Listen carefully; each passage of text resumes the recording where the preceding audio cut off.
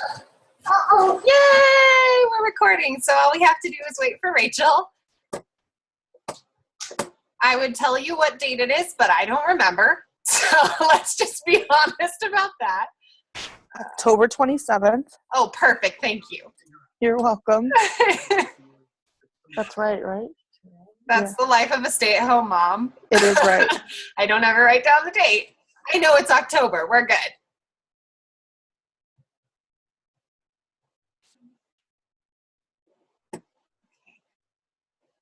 So we're set, Rachel. Awesome. Hi, guys. Welcome to our bi-weekly team Zoom. Tonight is October 27th. Thank you for being here. We'll try to make this as short and sweet as possible. But basically tonight, I wanted to talk to the team about the whole idea of controlling the controllable. What does that mean? It means that life happens and there's a lot of stuff that we don't have any control over, right? We can't control other people. We can't control our family. We can't control, a lot of our financial situations. Every single one of us has different circumstances, trials, struggles that we're going to go through with life, with our businesses, with our relationships. And a lot of that crap we can't control. So what can you control? Mainly, the thing that it comes down to is you can control your mindset. You can control your own actions. You can control your own attitude. So it's kind of a broad topic. I felt like there were a lot of different things that we could focus on as far as controlling the controllable. But what I'm actually going to be talking about tonight is building trust. Because there are a lot of things in our relationships and in our own personal business that we can control. And like I said, that's our own actions. That's our own behavior. For him. Okay, sorry about that. I'll see you later. See you. Bye. Cameo for my son. Son. Griffin, I'm in the middle of the meeting. I'll see you in a little bit. Love you. Bye. Deal. See you later. Anyway, I can't control that my 3-year-old wants to hang out with me, right? But anyway, we can control what we do in our own business.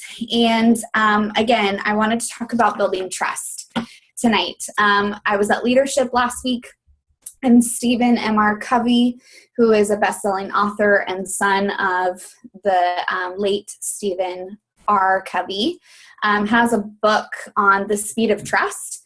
And so I'm actually going to pull up a slideshow, and I'm going to talk to you guys about the steps of building trust and how it actually relates to being successful in our own businesses and in our relationships.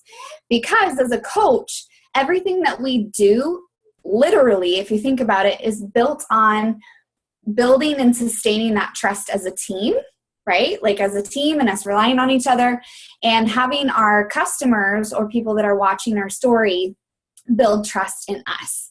I have had people come to me that eventually want to be coaches or want to be my customer, that it's taken them a year, even 2 years watching what I'm doing in order to build that trust. And it's through consistency. We often talk about consistency as coaches that allows us to build credibility with our audience. And if you're not doing that as a coach, you don't really have a business. You don't even have a business being a coach. If you're not following through with things that you've committed to do, because how can you tell other people to live a certain way or that certain products work if you're not trustworthy as a person? So, and this goes into a lot of different areas as far as leadership, leading a team, being part of a team. So let me share my screen. Let me pull this up.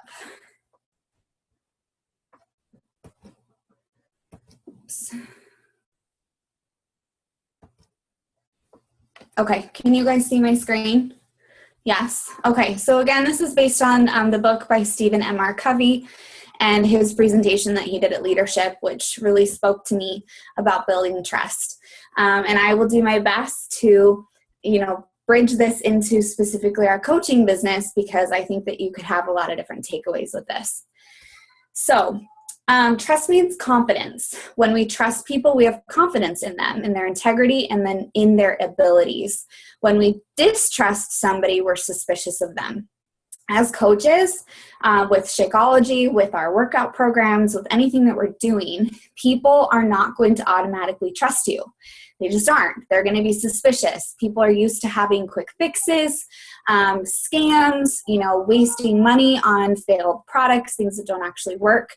So our job as coaches is to build that relationship with ourselves and with our customers to build trust. This is something you can control. You can't control, whether or not people are ready to join you. You can control how much they trust you.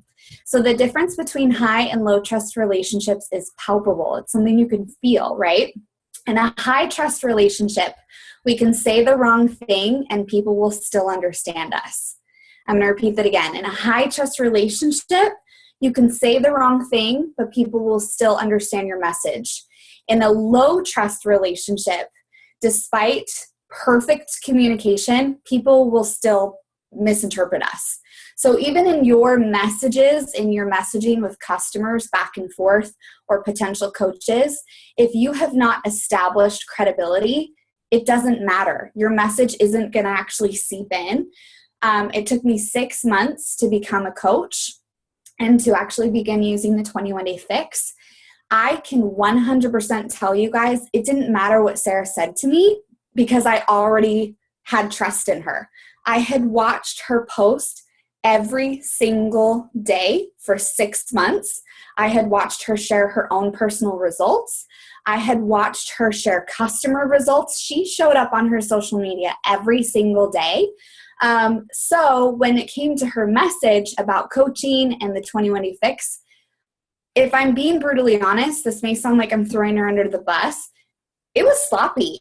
The way she messaged me wasn't that great. It wasn't informative in the right ways. She sent me a what is coaching call that didn't speak to me. I didn't connect with it. It didn't matter because that trust relationship was there anyway. And that is the most important thing that you can do in your business is, again, establish that consistency, that pattern, that level of trust, and then whatever, verbal message you send to people, it's not as important because you've already done your work. So I want you to at least get that in your mind first and foremost, that the way that you're going to start establishing trust is the way that you're posting and sharing on your social media. And that takes you back to obviously the vital behaviors, right? Doing those things every single day. Relationships are always built on trust and sustained by trust. They can be broken and destroyed because of lack of trust. We know this. That's not, that's an obvious thing. Trust in others depends on how much we trust ourselves. This was something that was pointed out, obviously, in this book, in this presentation, and that kind of surprised me. If we can't trust ourselves, we have a hard time trusting other people. So I want you to take a minute and just think about you. Do you trust yourself? Do you trust yourself to show up? Do you trust yourself to make coaching a priority? Do you trust yourself to stick with something? If not, maybe that's something that you need to start on first in your business, in your personal life. Maybe you need to start showing up for yourself so that then you can start trusting other people. This personal incongruence is often the source of our suspicions in others. Ouch. Yeah, I'm sure we've all heard before that we oftentimes project our feelings about ourselves on other people, right? So if we don't trust ourselves, that creates a distrust in other people. We judge ourselves by our intentions and others by their behavior. Isn't that so true? Like, I know what I mean. I know what's in my heart. So I trust myself by my intentions, but I only trust or judge other people based on their behavior. This is why one of the fastest ways to restore trust is to make and keep commitments to ourselves and to others. So trust affects two outcomes, speed and cost.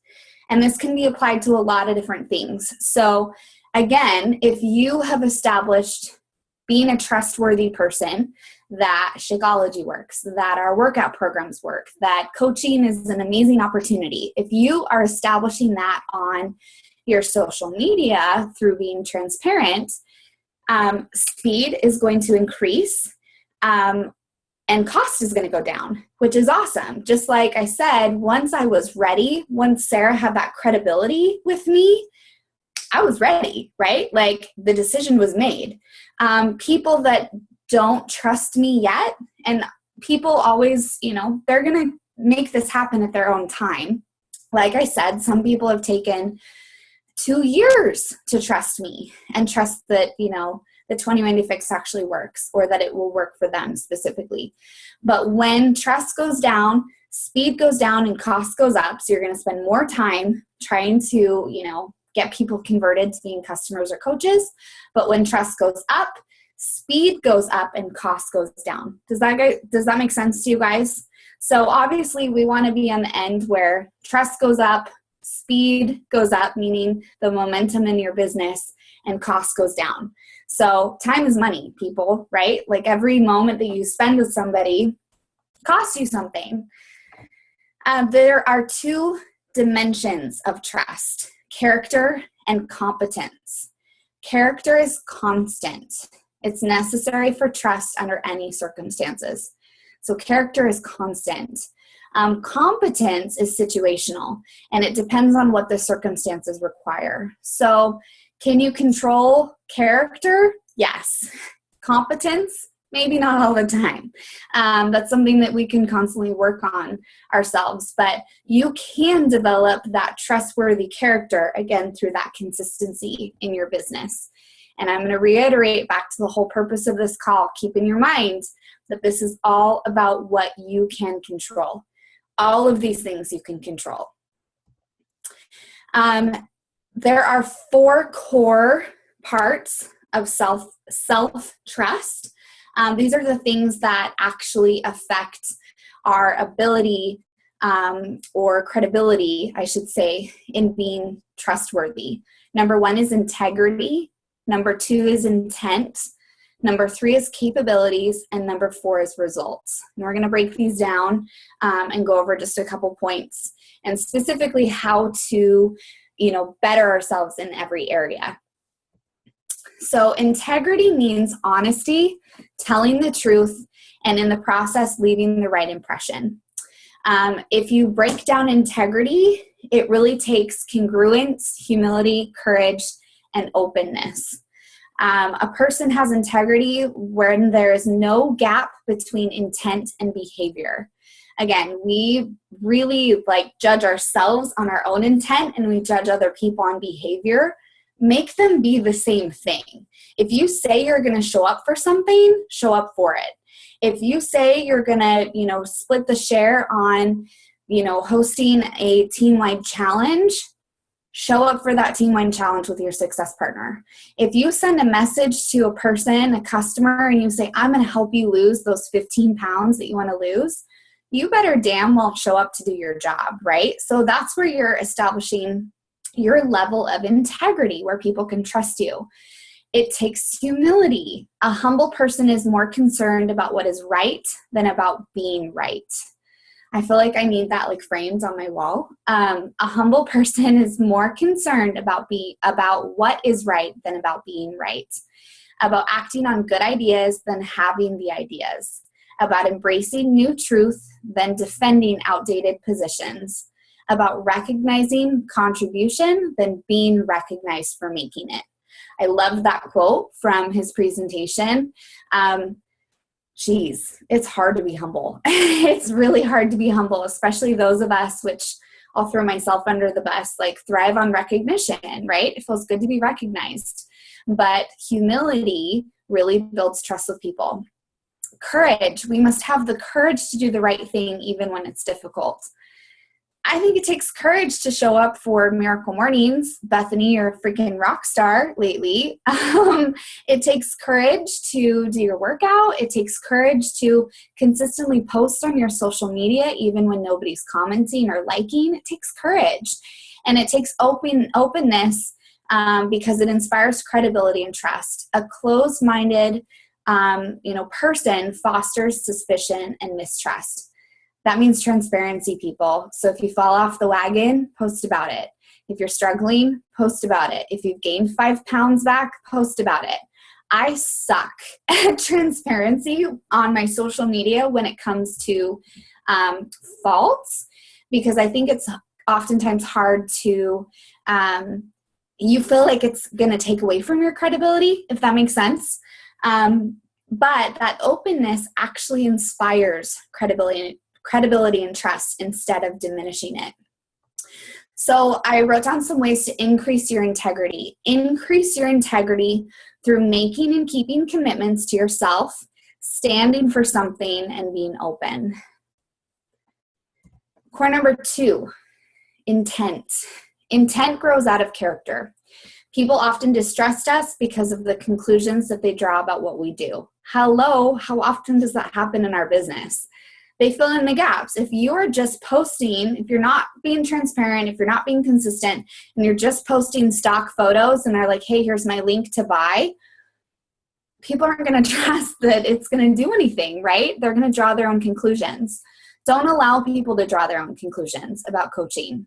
It is important for us to actively influence the conclusions others draw by declaring our intent. And intent has 3 different dimensions: motive, agenda, and behavior. Motive is the reason for doing something. Agenda grows out of motive. The agenda that generally inspires the greatest trust is genuinely wanting what is best for everyone involved. That's the mission of Beachbody. That's the mission of coaching, is to really, truly, genuinely want other people to have better lives.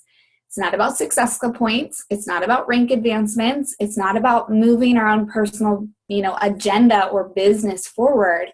Your agenda needs to be based on the motive, of genuinely caring for other people. Behavior is the manifestation of motive and agenda. So it's, what is your behavior based off of? It's the combination of motive and agenda. Do you care about other people? And do you actually move towards helping other people? If you are not getting results in your business, you need to ask yourself 2 questions. Are you helping yourself every single day and making yourself the priority, where you're waking up in the morning and you're doing your Shakeology, you're, getting your workout in, you're sharing about it, and you're sending positivity out into the universe? Are you doing that? Second, are you trying to do that for other people regardless of what they end up doing in return? Ask yourself that. So improve your intent by examining your motives, choosing abundance, and declaring your intent.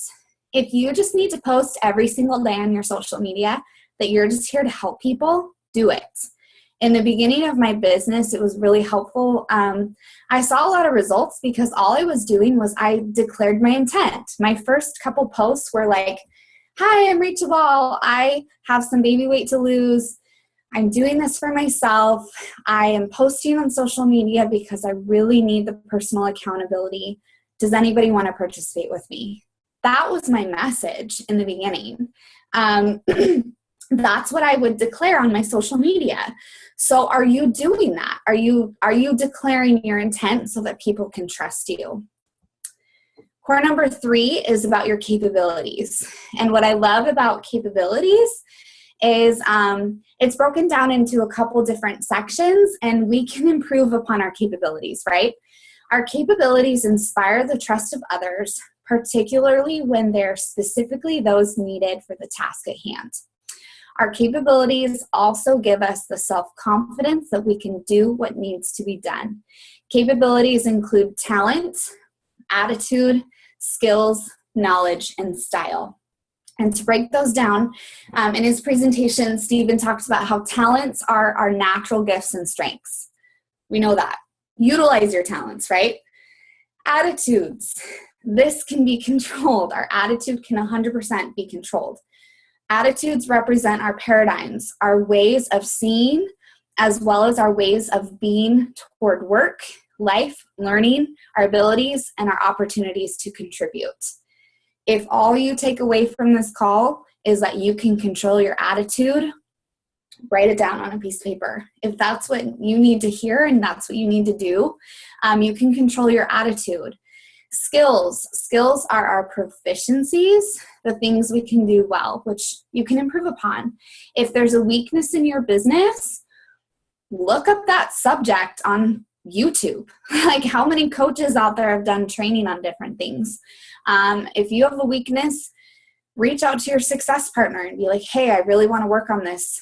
Can you help me do this? Whatever it is that you need to do to improve upon your skill set, do it. Knowledge represents our learning, insight, understanding, and awareness. Style represents our unique approach and personality. Find your style. I feel like it really builds credibility and trust the moment that we stop trying to be somebody else. Because if you are authentically who you are, people feel that. They know that. They see that. So in your posts, if you are authentically being who you are, embracing your peanut butter, as we would say it, people are going to trust you more. Ways to build your capabilities are by running with your strengths, keeping yourself relevant, and know where you are going. That goes back to mindset, where you really truthfully look at yourself, look at where you want to be, and know where you're going. Lastly, core number 4 is results. In considering results, we always need to ask 2 critical questions. What results are we getting, and how are we getting those results? And in order to increase trust, we must effectively communicate results so that people become aware of them. This is so obvious, but are you communicating results in your business? Are you currently getting results? Really, I want every single person to think about this for a minute.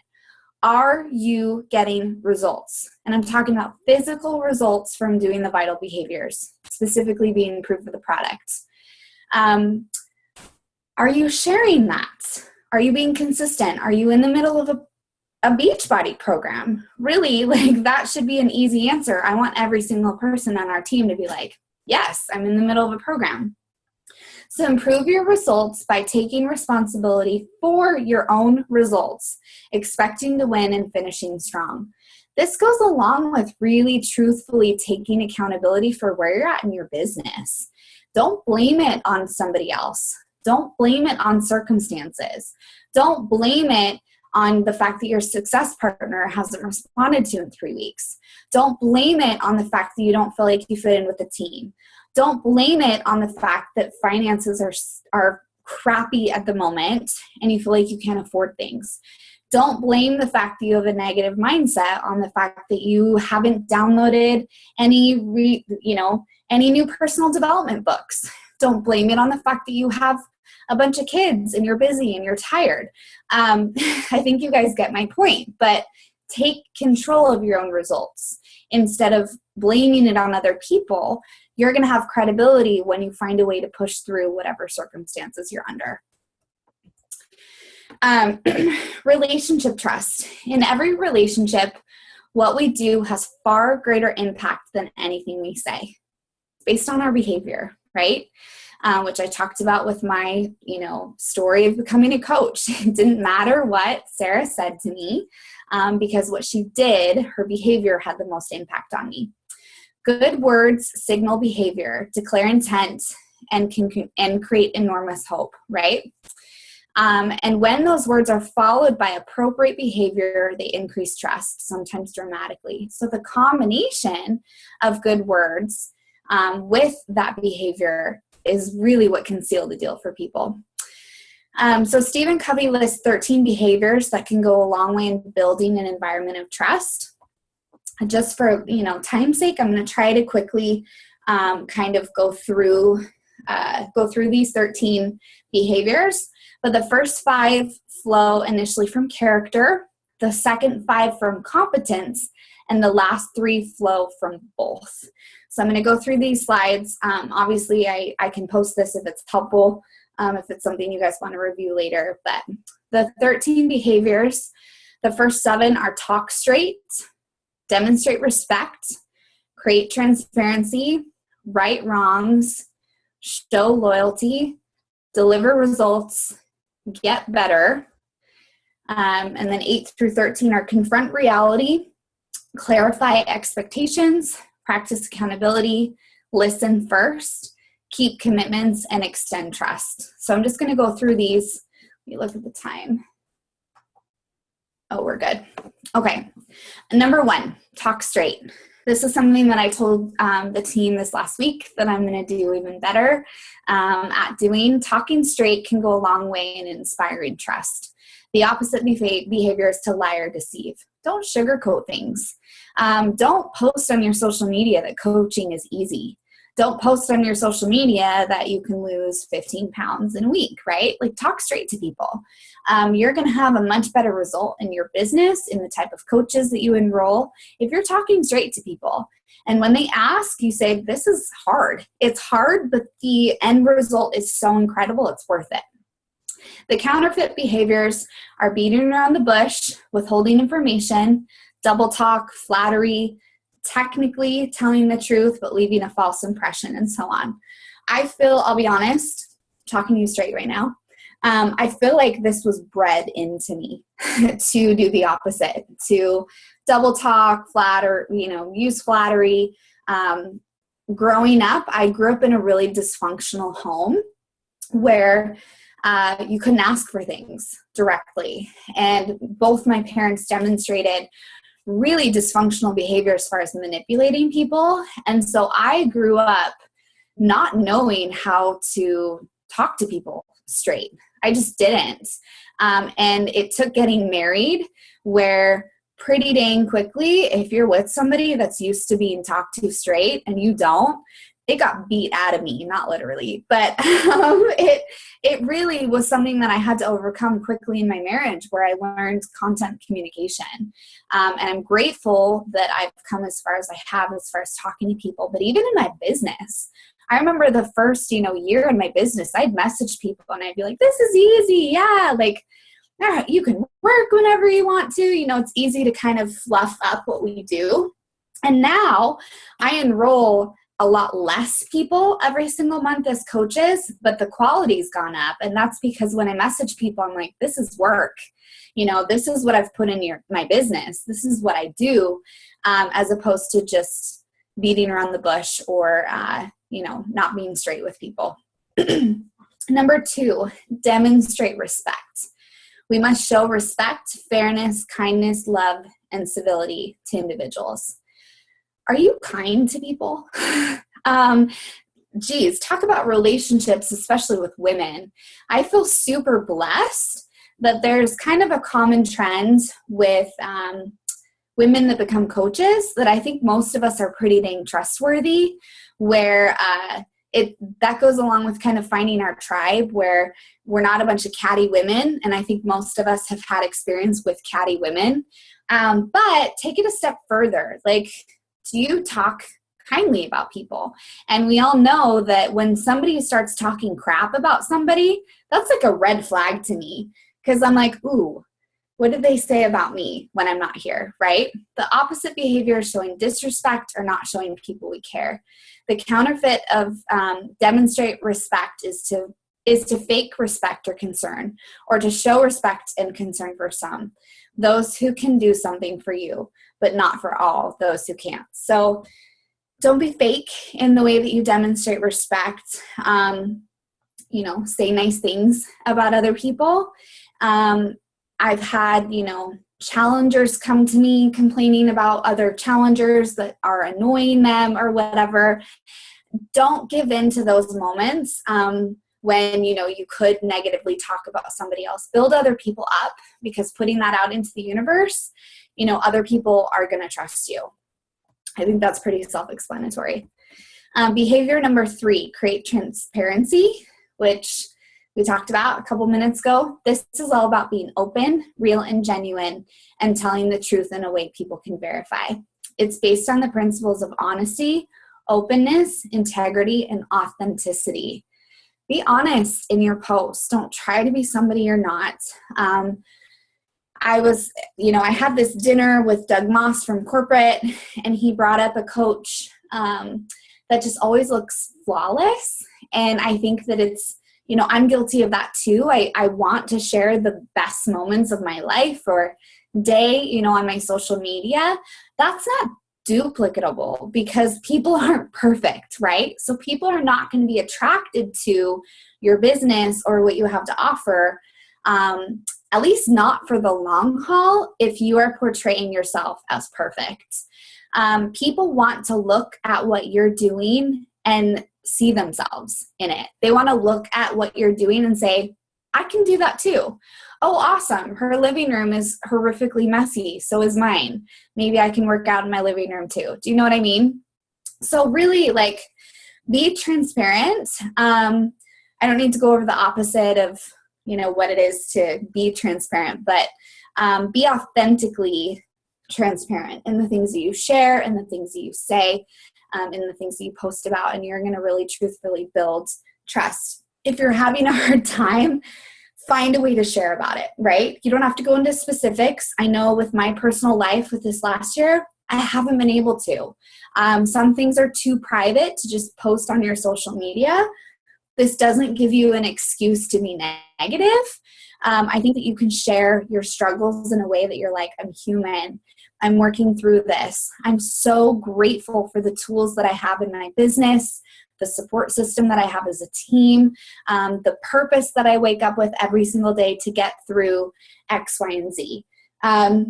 So I think that you can make yourself, truthfully triumphant through sharing your struggles, but it's going to inspire other people and they're going to think, oh, I can do this too. Because if we make everything look like the stars aligned for us to be coaches, other people aren't going to relate to that because they're going to be like, nope, my life isn't perfect, so I can't be a coach, or I can't do this from home, or I can't lose 15 pounds, or whatever it is. Righting wrongs is behavior number 4. This is simply more than apologizing. It's making up and doing what we can do to correct the mistake. So this behavior is based on the principles of humility, integrity, and restitution. How often are we good at going to people that, we've done something wrong to, mistakes we've made, and being like, I really screwed up. Can you forgive me? And then not just apologizing, but fixing it. How often do we get sick of people that apologize over and over and over for their behavior, but they don't fix it? And it's like by the time they say sorry for the 10th time, it's like you don't even want to respond because you're like, why are you apologizing? This is just what I expect from you at this point. Do you know what I mean? So right wrongs through genuinely apologizing, but then actually making an effort to fix your behavior. It involves ego and pride. It's being humbled by circumstances instead of by conscience. The counterfeit behavior is to cover up, try to hide a mistake, as opposed to repairing it. Let's see if this is something relevant in the chat.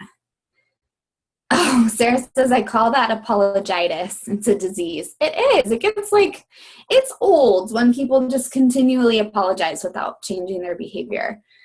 All right, there we go. Behavior number 5 is show loyalty. This is based on the principles of integrity, loyalty, gratitude, and recognition. We must give credit to others, acknowledge them for their part in bringing about results. This is huge. It really makes me feel awesome. I'll tell you, it makes me feel awesome when I've participated in, a training or planning something, and another coach that I'm working with is like, hey, Rachel had this great idea, right? I just told you guys I thrive on recognition. A lot of people do. But as good as it makes me feel to have that happen, it sure sucks when people take credit for things that you've done. I'm grateful I don't feel like that happens on our team. That goes with, trust for sure is bringing credit, giving credit where credit is due. The counterfeit of giving credit is appearing to give credit to someone when they're with us, but downplaying their contribution and taking all the credit when they're not there. Ouch. I have somebody in my life that does this all the time in public, and I've done it before. In public, you're like so-and-so so great. I'm so grateful that they did blah, blah, blah, blah, blah. And then behind the scenes, you're like, she didn't do anything, right? Like, or you not just downplay what they did, but maybe you criticize things that they didn't do. The second dimension of showing loyalty is to speak about others as if they're present. So do that in your business. This is going to help you build relationships with other people. If you are authentic in the way that you talk about people when they're there, when they're not there, and if you're the same person, people are going to trust you. The counterfeit of this behavior is indulging in sweet talk. Yeah, same thing. Sweet talk in front of people and bad mouthing them behind their backs. Don't be that person. I don't really think we have very many people on the team that are that way. I don't want to be that way. So if I'm ever caught doing this, please tell me. No, I don't have any reason to say anything bad about anybody on our team, but it takes practice, really, truthfully, to be that person. Number 6 is deliver results. This behavior grows out of the principles of responsibility, accountability, and performance. I'm just going to sum this one up by do your freaking work. Get your workouts in, drink your Shakeology, do personal development, show up for your job. I think a lot of people, I mentioned this on our last call that I did when or not our call, I did that live video kind of summarizing leadership where Carl Deichler was sharing that like, you guys wanted your life changed, but people sometimes commit only to a month or 2 months or 30 days or 60 days or whatever. They fall off the wagon. So consistently deliver results. Just because you got results 2 years ago with the program or a year ago with the program or 6 months ago with the program doesn't let you off the hook for continually doing that. Be bettering yourself consistently. That is something that you can control. You can control whether or not you are getting better at something, staying the same, or getting worse. So practice the compound effect in your own life. Every single day, commit to being better, right? The Beachbody principles are decide, commit, succeed. Do that every single day. You need to write that down and put it, on a sticky note. Do it. Deliver those results because people aren't going to, guess what? They're not going to trust your results from 2 years ago. They're going to look back and they're going to be like, well, it worked for a little while. It didn't continually work, so obviously it doesn't work. So don't be that person where you started to give yourself credibility in your business and then it got taken away because you stopped getting results. So the beauty of what we do as coaches is they always release new programs. We have so many products to choose from. That's why I keep pushing our team for November to do something different. That's why we're doing the Ultimate Reset together. That's why, the other group is doing Core to Force. I really truthfully hope that Group A doing the Ultimate Reset then switches afterwards to do Core to Force. And those doing Core to Force, maybe at the beginning of the year, switch to doing the Ultimate Reset. Consistently do something different just so that you can break through those plateaus. Be transparent about it, but always try to be bettering yourself, because the more you do that, you're going to realize how much work you actually have to do. That's a good thing, right? Don't get complacent or don't get comfortable. Number 7 is get better. That's what I was just talking about. This behavior is based on the principles of continuous improvement, learning, and change. Holy cow. When I started doing personal development, I'll be honest, before I started doing it, I was like, I don't need this. But every single book that I read opens my eyes to, oh, Kristen, I'm sorry you're feeling sick. Good night. You can catch the rest of this later. But anyway, we will see you later, Kristen. Anyway, once you start really truthfully doing personal development, which again, doing personal development is something that you can control. So I don't want to hear excuses about anybody who's not doing it. You have time to get it done. If you are working full-time, maybe you have a commute. Maybe you are on a train or a bus or in a car where you could sit and listen to personal development. Do you have crazy children at home?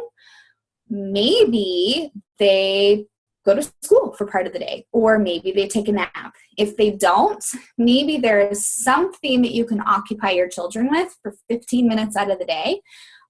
Maybe you could wake up earlier. You get the point. So control the controllable, do personal development, because I promise you, if you are bettering yourself emotionally and mentally, the physical part of it will come. So this behavior has two common counterfeits. The first is being the eternal student, the person who is always learning but never producing. I know a couple people like that. They swear that they're always learning, but they never actually change. The second is trying to force fit everything into whatever we are good at doing. So pick areas that you actually need to work on. That's hard. It takes work, but do it. In seeking to get better, there are two strategies that are particularly helpful. Seek feedback and learn from mistakes. The next time we make a mistake, rather than agonizing over it, we must identify the learning from it and ways we can improve our approach to get different results next time. I'm stealing this from Gabby Bernstein, but thank the universe for the opportunity to right a wrong. Thank the universe for giving you an opportunity to realize something that you need to be better at, and then do it, right? Change your behavior. We must also encourage others to take appropriate risks and to learn from failure. Behavior number 8 is confront reality. I'm just going to ask you guys, are you being real with yourselves about, the amount of effort that you're putting into your business? Are you being real with yourself about your circumstances? Are you constantly in that kind of mental, emotional fog of being a victim? Confront your reality and realize the things that you can control. This behavior is about taking the tough issues head on, sharing the bad news as well as the good. Confronting reality implies demonstrating courage, responsibility, awareness, and respect. The opposite of this behavior is to ignore it, to act as though it doesn't exist.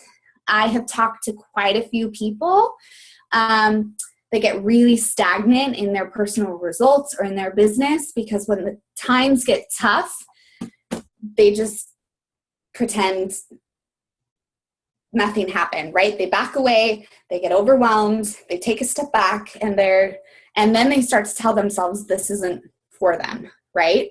I think that is kind of a natural default response that we oftentimes have. It's like, life is too much, I can't handle this, I can't do anymore, so therefore I'm going to stop progressing. And instead you think, okay, I'm just going to be comfortable for a while. But does that actually happen? No, you slip backwards and then you allow yourself to believe those negative self-thoughts that you had about maybe coaching isn't for me, or I can't do X, Y, and Z. So confront your reality. I keep sharing all week since I was at leadership that the quote from Molly Fletcher, that the people who are most successful in life are the ones that adapt quickly, the ones that have those hard circumstances in their life and instead confront reality and take a moment and do a gut check and be like, wow, this sucks that I'm dealing with this. But I'm going to move forward and I'm going to move on, and this is what I can control and this is what I'm going to do. So go back to those things that you can control. When we openly confront reality, we facilitate open interaction and fast achievements. Instead of having to wrestle with all the hard issues on our own while trying to paint a rosy picture for everyone else, we actually engage the creativity, capability, and synergy of others in solving those issues. I loved that part in his presentation. Reach out to the team. If you're having a crap time, let us know. I hate it. Oh my gosh, I hate it when I get a message from somebody because they are so far past their breaking point and I had no idea, right? When I get that message where they're even past being able to be helped because they've kept it to themselves for so long. We do that. I think we do that as mothers, as women. We just assume that we have to bear our burdens internally or by ourselves. Get over that Like we don't have to do that. We're a team.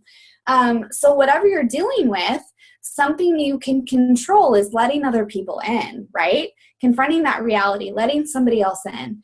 Ideas flow freely. Innovation and collaboration take place.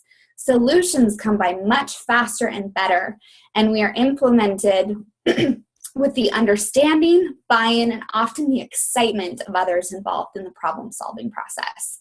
Lean on somebody else, no matter what you're dealing with. I love collaborating with people on the team. I'm so excited to do, challenge groups with other coaches because oftentimes people see something that we don't see. 9 is clarify expectations. Clarifying expectations is based on the principle of clarity, responsibility, and accountability. In your own personal business, don't get pissed off. Don't get pissed when somebody fails you when you didn't clarify expectations.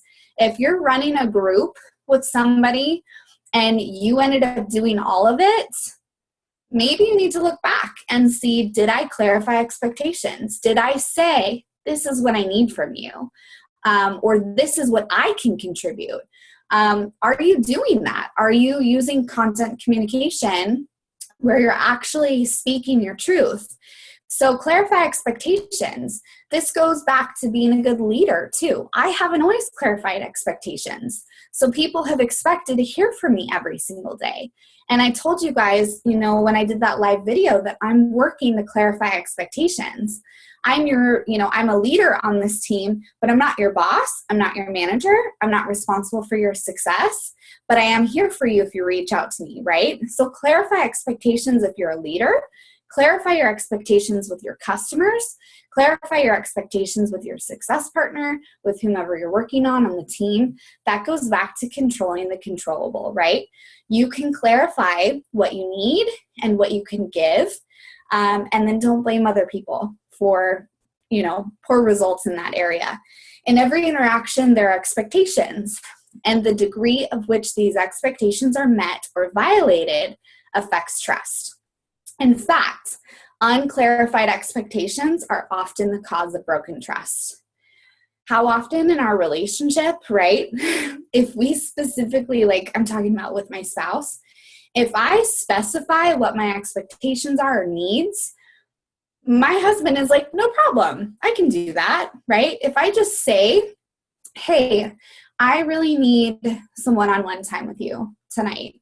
X, Y, and Z, this is what I'm needing, as opposed to being upset because he's not spending time with me. Whose fault is that, right? So clarify expectations. Number 10 is practice accountability. There are 2 key dimensions to this. The first is to hold ourselves accountable. The second is to hold others accountable. As a coach, that's your job. We're accountability partners, right? Trust results when people know that everyone will be held to a certain standard. When leaders don't hold people accountable, it creates a sense of disappointment and inequity and insecurity. When things go wrong and we find ourselves blaming or accusing others, we must draw back and ask, how can we stop this? If you're finding that you're blaming other people for your circumstances, pull yourself back in, think about what you could do differently, what you can control, and let go of that blame for other people. It's difficult to do that in this business, especially because you could often think, and I have thought before, your own personal results with your business is based on other people. Your rank is based on other people. Your, successful points is based on other people. I loved there was some major real talk at leadership. There was a panel and there were 4 coaches that were asked to give us, the audience, some real talk. And one of them was, a gentleman. And he was sharing that oftentimes he'll message people and be like, hey, you didn't hit Success Club this month. I know you were really trying, you were really wanting to. And people message them back and they're like, yes, my cousin was supposed to order and they didn't, or such and such, didn't happen or go through or whatever. People start doing the blame game right away. And he hardcore just messages people back and he'll be like, no, Don't blame other people. It wasn't their job to hit Success Club for you. You didn't talk to enough people. You didn't put enough hours. You didn't start early enough in the month. Like, he legit gives his team some real talk. So practice accountability in your business and in your own personal life. We must look for ways to create an environment of accountability in our home. That's hard. It's hard to do. Okay, 3 more of these, you guys. Listen first. It's hard. It's hard to listen first because we want to get to our message so quickly. It's easier to talk about ourselves, but it's vital to listen and understand first. Otherwise, we may be acting on assumptions that are totally incorrect, acting in ways that turn out to be embarrassing and counterproductive. So this includes being understanding, respectful, and having, that mutual benefit in mind. So the counterfeit is pretending to be listening while thinking about our reply and just waiting for our turn to speak. I have a coach that I do frequent Zooms with, and the whole time that I'm talking, and I'm really sorry if I've done this because I know I have, the whole time I'm talking and like pouring my heart out and sharing my goals and what I need to do, she's typing. And like not even looking, she's on her phone, she's like giggling at things. I don't trust her for that reason. So listen first. Oftentimes when you're asking somebody about, what they need, what problem they need, solved in their life, if you listen long enough, they'll actually tell you what you need to do to fix it or help them fix it. So listen first. Listening is not just hearing what is said. Research shows that face-to-face communication regarding attitudes and feelings is 7% of what people say, 38% how they say it, and 55% body language. So listen first means to listen not only with our ears, but with our eyes and our hearts. Listen first also means to listen to ourselves, to our gut feelings, and our own inner voice before we decide to act. You guys have incredible intuition. I swear women have great intuition anyway, but there's something about, mothers and coaches. I think we all have that in common where we have really good intuition. Listen to yourself. Listen to how you're feeling, and then learn to listen to other people. Number 12 is keeping commitments. I think this is really straightforward. Again, learn to be reliable. Whatever you need to do to help yourself be more reliable, do it. If you need to set alarms in your phone because you're supposed to show up to something, do it. If you need to write down and have your calendar in front of you, do it. If you need to have a list, that you take with you every single day that includes all of your current challengers so that you know to check in with people, do it. Whatever you need to do to make people feel like you really truthfully have their back, work on that, because this is something that I can work on, but coaching has helped me do that. I used to feel really unreliable, to be honest, like in most of the years of my life. And I feel like as a leader, it's forced me to be reliable. I told you guys at the beginning of this call before it was recorded, I think, I didn't want to do this call tonight. I wanted to do my own things. I wanted to finish my baby nursery, but it's on the calendar. So I'm here, and I'm so glad that I'm here tonight. But you as a person, as a coach, as a partner in this team, keep your commitment so that people can trust you. It's going to make people want to work with you, I promise. And when people have a good experience with you, you're going to get referrals, and that's the best thing ever. But if you committed to do this business, I'm going to take it even to level 1. If you committed to do a program, finish that program. Post about it every single day. Keep that commitment to yourself, right? Because then other people are going to see you as reliable because you're being committed to yourself. And lastly, number 13 is extend trust. This is scary and hard. When I was sitting during this presentation, I wrote down really big on my paper, I don't trust anybody, because it made me realize, I was like, wow, gut check for me. In order to gain trust, you have to extend trust. So this is based on the principles of empowerment, reciprocity, and a fundamental belief that most people are capable of being trusted, want to be trusted, and will do well when trust is extended to them. The opposite of this behavior is to withhold trust. Are you a micromanager? I have been. Oh my gosh, I hated school for so many years because every group project I ever did, I completed on my own 100%. Any of you, were any of you that person in school where people wanted to work with you because they'd be like, Rachel will do the whole project, right? Or Anna will. I see you raising your hand, Don't do that. I used to blame other people. I used to be like, I always get put into crappy groups. Or, I end up doing all the work so that it's right. I never gave people the opportunity. I never gave people the opportunity to step up. And I have loved being part of Fit Girl Dynasty. The more that I extend trust to people to be like, hey, can you do this for me? Or hey, can you do this team call? Or would you like to do this workshop Wednesday? Or could you post this regularly in the team page? Very rarely have people let me down. Very rarely. But extend that trust first, because then other people are going to trust you.